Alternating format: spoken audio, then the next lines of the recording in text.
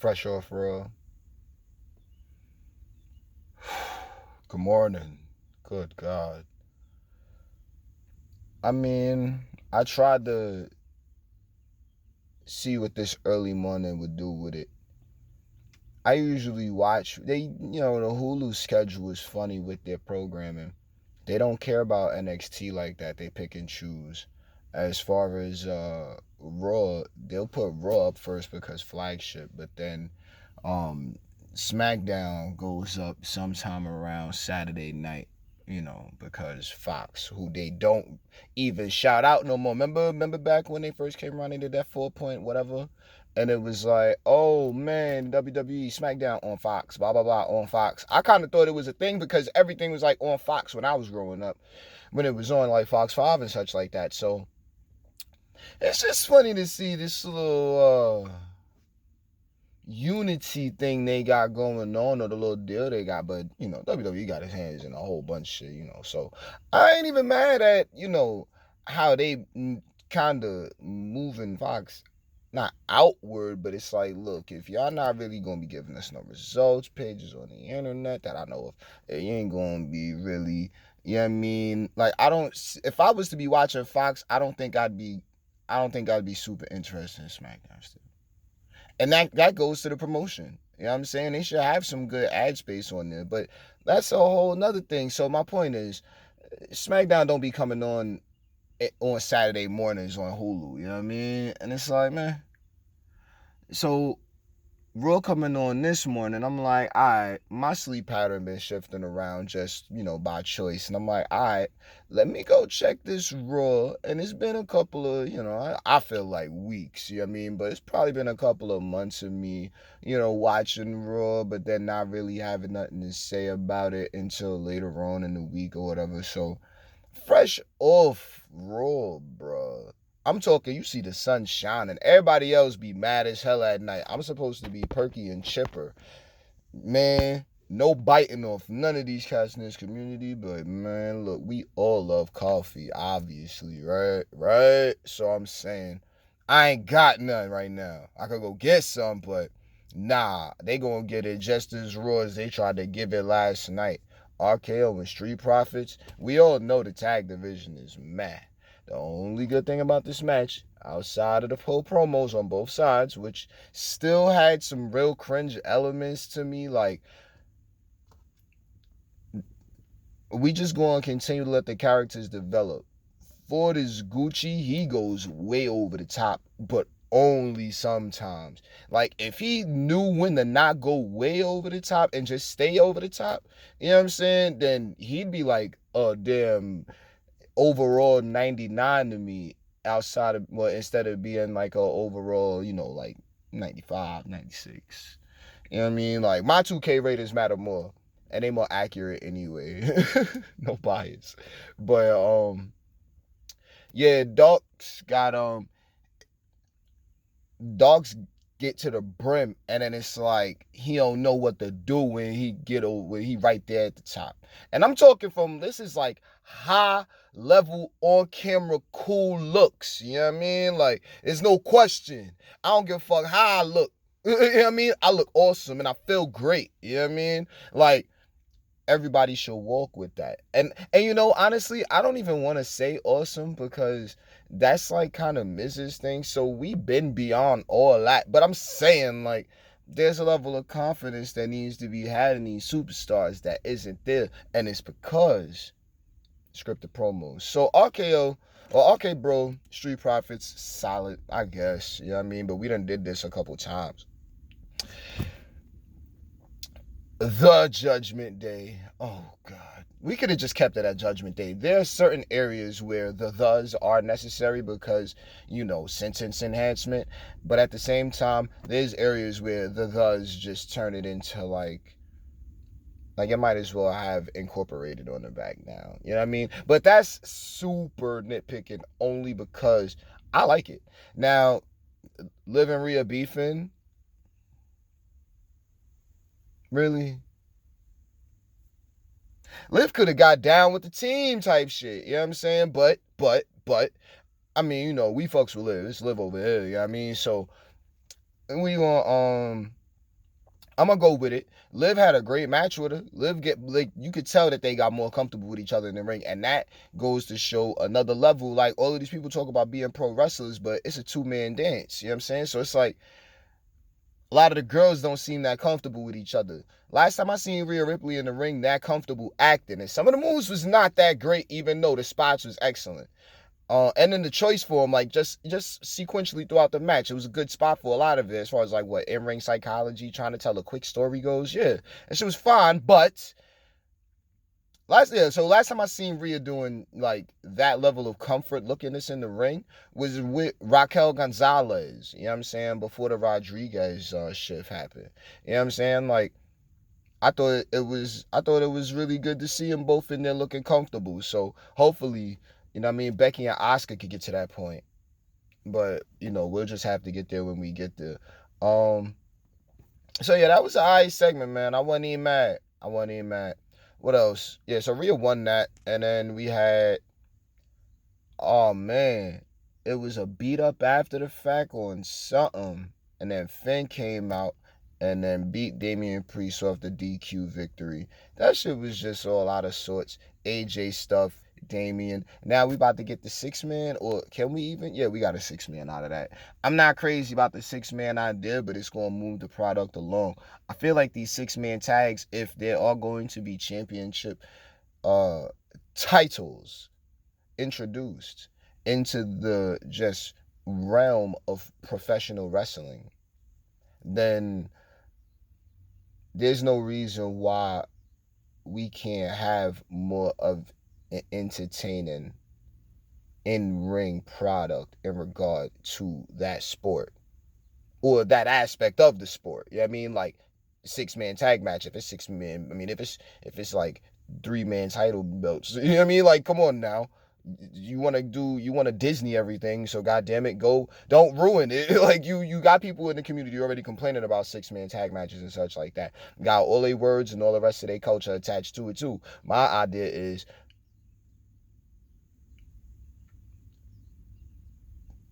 keep it tornado, but don't do like tornado rules.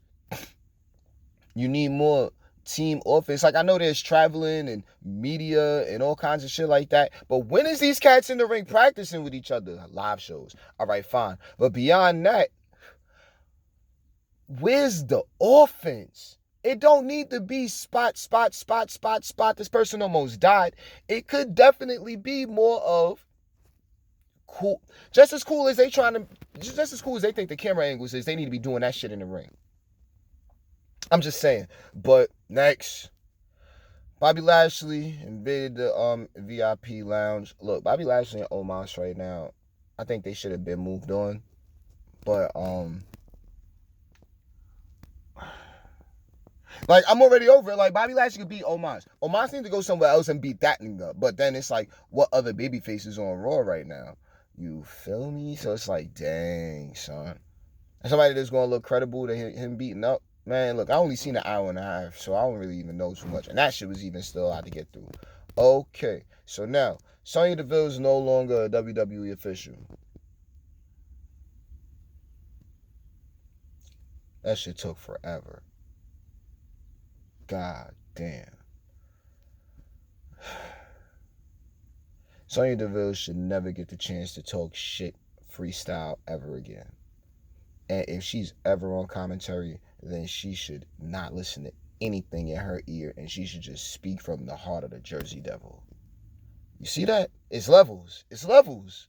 So I thought in her little, GM role that started abusing her power, outside of that being an obvious direction one of the GMs was going to go, she held it down, man. Now, she could have did a lot more with a lot more superstars to get them a little more over, because we all see, like, it's obvious to look at, you know what I mean, the subtlety in what's going on between, bosses and employees with the storyline she ran with Naomi for a little while going into Mania.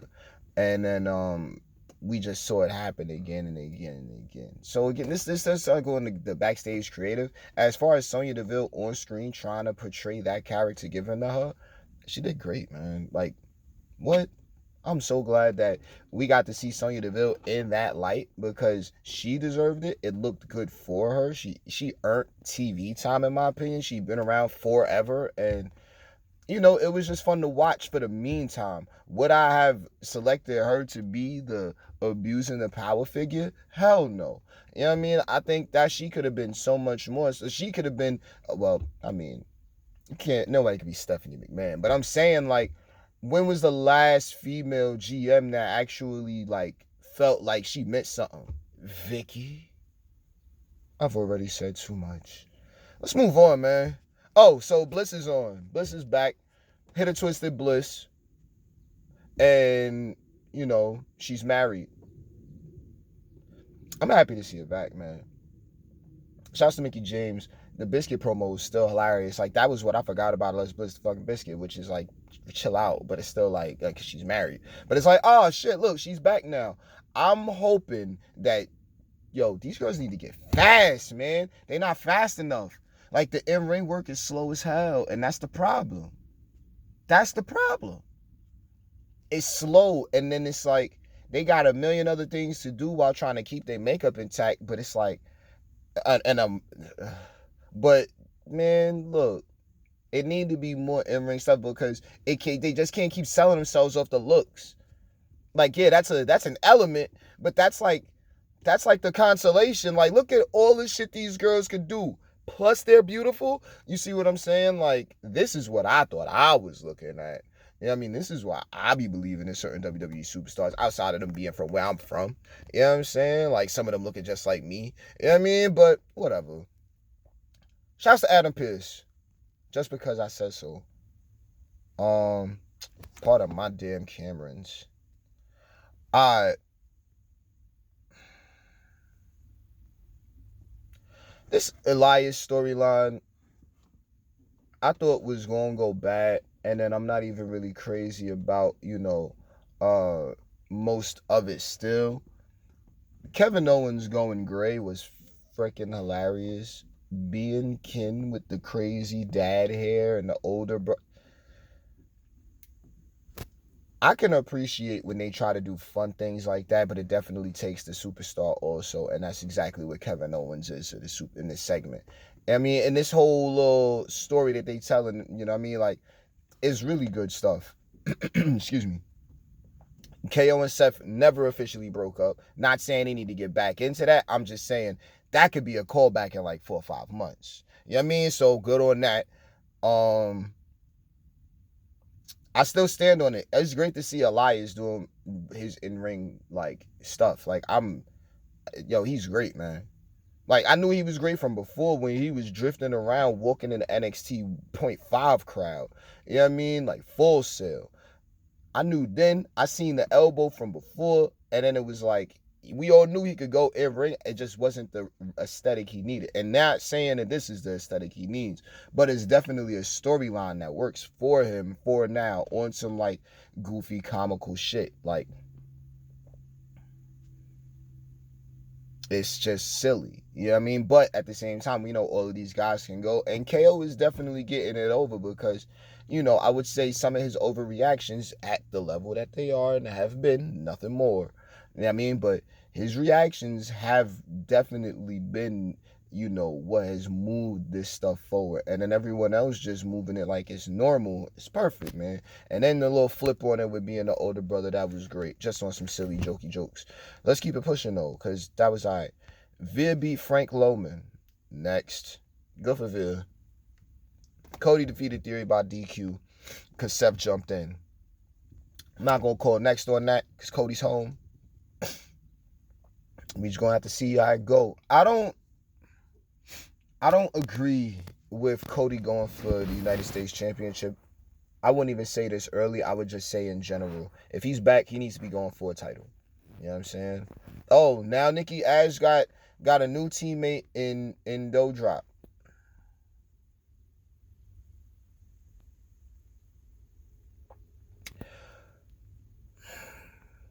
Women's tag team division, right?